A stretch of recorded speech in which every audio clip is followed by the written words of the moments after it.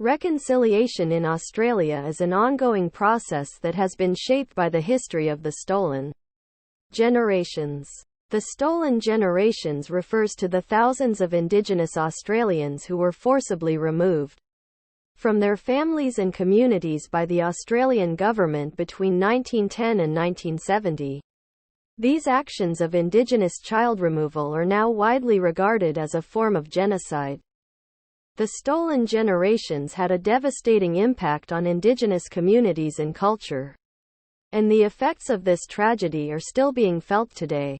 However, in recent decades, there has been a renewed effort to address the historical wrongs of the stolen generations and to work towards reconciliation. One of the most important aspects of the process of reconciliation is the establishment of the Stolen Generations Compensation Scheme. This scheme provides financial compensation to those affected by the stolen generations, and has been a key part of reparations for Indigenous Australians. Another important element to the process of reconciliation is the recognition of Indigenous rights. In 2008, the Australian government formally recognised the Indigenous peoples of Australia as the first inhabitants of the continent. This recognition was accompanied by an apology to the stolen generations from the then Prime Minister, Kevin Rudd. This apology was seen as a major step forward in the process of reconciliation. In recent years, there have also been a number of initiatives designed to strengthen the relationship between Indigenous and non-Indigenous Australians.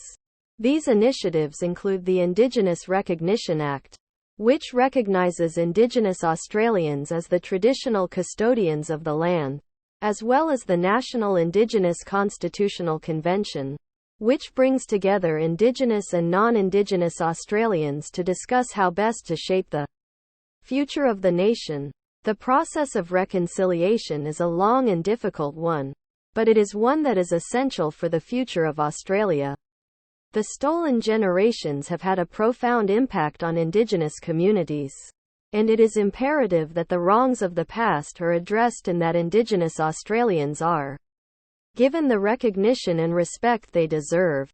Reconciliation is the only way to ensure a better future for all Australians.